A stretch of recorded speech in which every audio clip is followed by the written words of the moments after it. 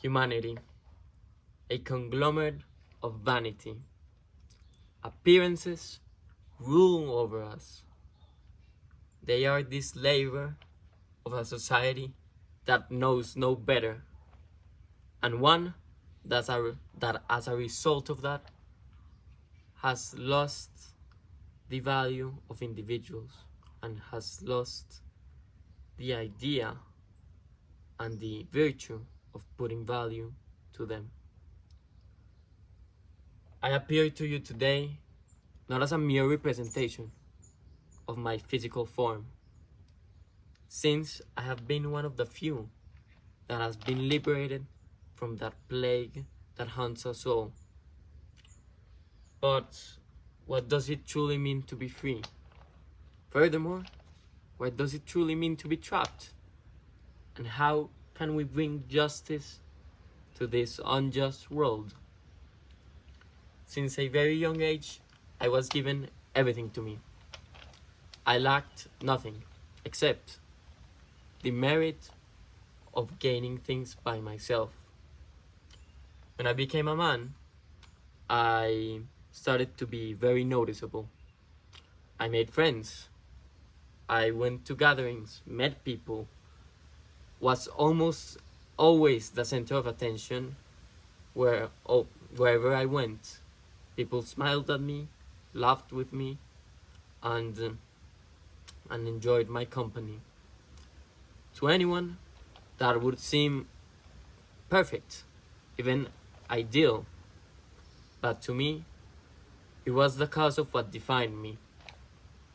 And at the end, my very imprisonment. Previously, I told you that when you live in a society, it means to be a slave to appearances. No one represented that more than myself. If I had made friends, it was because I was beautiful to them. If I was the center of attention at any gathering, it was because they thought that because I was beautiful, I was also interesting. And if I got away with any bad deed, it was because my looks shielded me. Understandably, society and the forwardness of a friend of mine, Henry Wotton, taught me to value what he called the blessing of youth and beauty above anything else.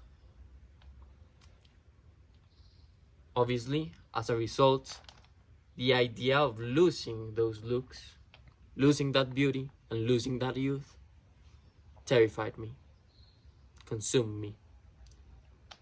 To be trapped means that. It means to be consumed by appearances, as I was. It's the truth of being valued only by looks and not as an individual, and of losing those looks. That is why so many people today are so worried of how they portray themselves to the world. That is why so many people today are worried how other people see them and how other people are portrayed.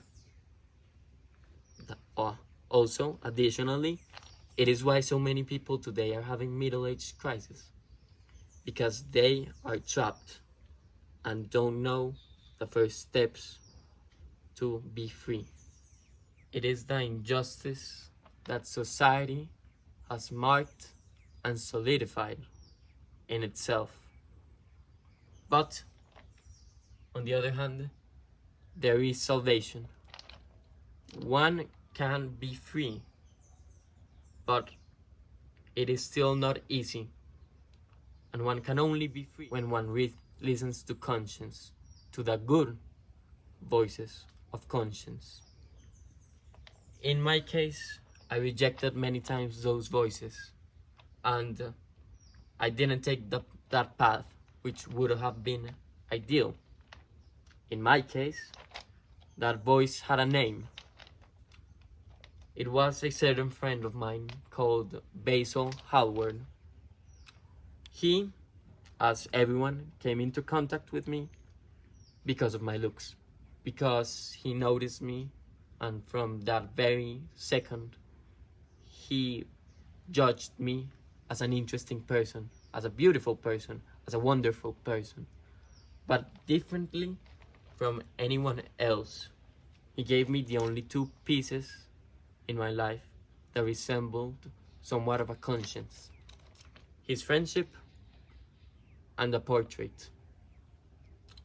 Inevitably, my obsession with beauty drove him away and paved the path for me to have a much painful liberation, one that consisted in self-decay and in anger.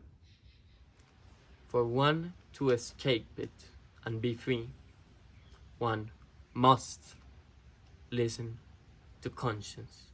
Additionally, to make justice, one must first free oneself in order to then help others.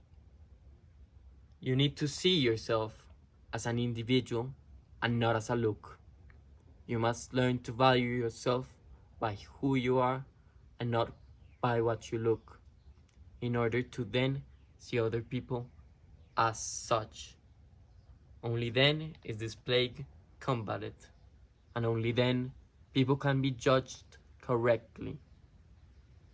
To my misfortune, as I already told you, I did not take that path.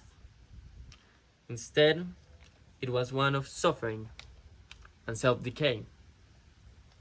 Only when it was too late, I realized that I hated beauty and that desire of remaining eternally young. Only when the life of countless were ruined, because that is what it does. Ruin lives. Now I'm free, and I implore you to be too. I call upon you to be better, to not give such importance to aesthetics, but to individuals. To be free and to bring justice to the world. Thank you very much, and thank you for having me.